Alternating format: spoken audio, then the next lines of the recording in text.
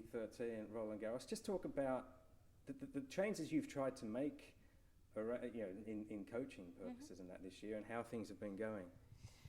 Well, I felt it was really a great experience for me. First of all, I really wanted to have this kind of experience as well to see where it could take me. Obviously, it didn't work out the way I expected to work out, but I always trying to see positive out of the things, and he really helped me mentally to be stronger, to stay on the court just by myself and to really fight during some tough matches where I was able to win. So overall, I'm taking that just as an extra experience, and it was great to have it. We've been talking to Li Na, who at 31, she probably doesn't want me to tell you, so at an age to change things, try a new coach, and what that does. How difficult is it to change things when you've been a professional player for over 10 years? Yes, it is, and especially with my dad. He always been my coach, so I started playing tennis at 6 years old, so it was like 22 years of relationship. But I was looking for something as well on the physical part and the tennis part, so it was really a huge change overall. And again, it was a very good experience. I had some very tough moments, yes, because I was just by myself, and after some tough losses, I had no one to turn to from my family. I had some friends outside of my coaches, but no one from really my family when you can speak to when you're feeling lonely or sad or whatever. But in a way, it makes me stronger, and I really felt when I played those matches for the French team in Fed Cup, and I was first time on the court in singles since 9 years or something. It really helped me to be stronger mentally in those tough moments as well, and to use the kind of struggle I had for the first 3 months of the season to make me stronger right now. How was it playing with the France name on the back yet again? Yeah, it was amazing. But in Limoges I was there even though I didn't play because I had the flu, but I was with my teammates. I support them. I was very sick. I had fever, but I was on the bench supporting them, so I kind of having the feeling already. But of course, being on the court and representing your country, it's another thing. And I was very lucky to win both of my matches in 2 sets as well, and to really feel proud of myself when I walk out on the court. And we had the victory at the end of the weekend, so it was really an amazing moment individually, but as well as a team spirit. And having Amélie on the bench was a huge moment for me in my career, because she has been my idol since my childhood. So to have her next to me and speaking to me and be able to win also for her as well, it was great. And of course, 2 years ago, that semi-final magical run at Roland Garros, and we've just got so many shots of crowds chanting your name, very loud, very vocal in support. What does that do for you as a player? It will stay forever in my memory, those kind of moments.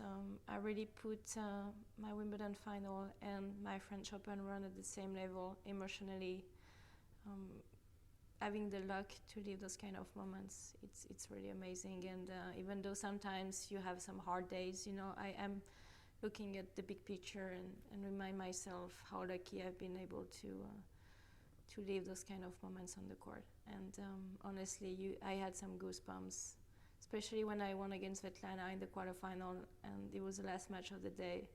You have the net down, you have the whole Suzanne Lenglen Stadium pack out, standing ovation, screaming your name for 5 minutes. You can't dream of bigger things than this. It was absolutely amazing. And every time I'm just remember that, it's, I have some stars in my eyes. I have the goosebumps again coming back, because it was really an amazing moment to live. And that whole moment, that whole match against Svetlana, and that whole ambience during the match and after the match, what's the most memorable moment from that? The whole thing was memorable.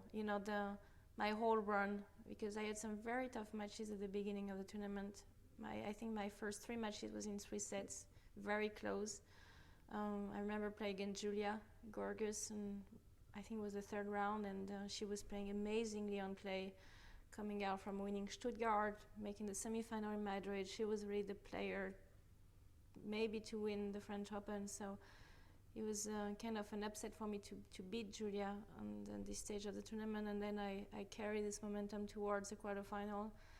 And playing against Svetlana was even more special because we played the US Open Junior Final 10 years or something before. And to play against the same player, probably the biggest matches of my career after the Wimbledon final, was something agoric, you know. You play big matches when you're in the junior, and you play again the same player 10 years later for another big moment. And I remember the match point, 7-5, 5-4, 40-15. The wind was blowing, and I'm just telling myself, just put the ball inside the court and make her play as much as possible. And I won I think she shanked a forehand or something on the match point. But yeah, I turn around and I have my dad going up from his chair, and I can see in his eyes he can't believe just what I've done, but he's so proud, and it was an amazing moment. And what's that like? Because all the hard work that you put in, they're the moments that you look like. Me as a journalist, I would never have adrenaline like that or something like that. That's a privileged position you're in. What's the reality? What's that like? The reality of everyday work, or? Well, the reality of that moment where you're looking at your dad and he seems proud and all the hard work that's gone up to it. That moment, what's that like? It's 5 or 10 seconds and you feel like you're not touching the floor anymore. You feel like it was exact same feeling when I beat Justin in the semifinal, and at this match point I went down on my knees, I turn around, I look at my dad, and you have 5 or 10 seconds. It doesn't last more than this. As soon as you're shaking the hands of your opponent, it's over already. But you just have those 5 or 10 seconds when you feel like your whole body is lifting out of the floor and you're not touching anymore. This is the best moment a tennis player can probably live after maybe winning a Grand Slam for the best players. But depending on what your goal is, but when you achieve, you feel your best, no matter where your best can be. This is just amazing. But it lasts very shortly, but you have to, I really enjoy every second of it. It was amazing. And just last couple of questions. I've had the pleasure to interview you on the eve of Roland Garros the last few years. There was a noticeable difference after you did so well to before you did so well. Like Roland Garros was something that was... What's Roland Garros been like for you over the years? Yeah, it has been, up and downs, because Roland Garros, for a French player, that's where we played the French championship in our childhood, like under 14, under 16, under 18. So it was some great memories from that because I was able to be French champion. And then when I started to play the main draws, having at the beginning wild cards and losing some very tough matches like 10-8 in the third or 9-7 in the third, and you kind of felt so close and you miss the opportunity. And then every year I had some struggling, is because as a French, you really put a lot of pressure on yourself. You want to do well in your home Grand Slam. And it was disappointment after disappointment after disappointment. And I had finally this good run in 2007 when I reached the second week for the first time, and I beat Elena Dementieva on the way. So it was a good one. But 2011 really has been a turnaround, because making it the Final Four, being I think the only second French ever player after Mary Pierce in the Open era to do so, it puts you in another level. And from now on, every time I'm going, even just to practice during some few times throughout the year, because we're using the French Open side as a practice side sometimes, all those good memories are coming back. It's the same as Wimbledon, every time just stepping there since 2007, I always had those pictures coming back to my mind from this amazing run. And from 2011, I will always love the French Open. No matter what happened from now on, I will always love this side now. And do you think it gets easier? Like Carlos Rodriguez was telling me how much easier it gets to go back to Roland Garros when you get older. Is that the same for a player? Does it get easier?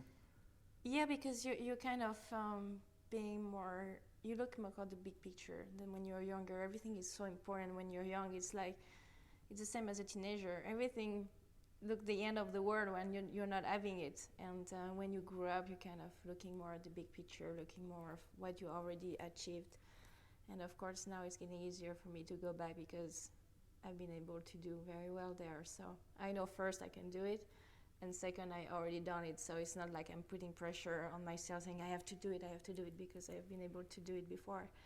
So it's getting easier, yes. And just lastly, what do you hope and what do you expect of Roland Garros? I hope to enjoy it as much as I did in 2011, and hopefully to be able to do the same run or even better.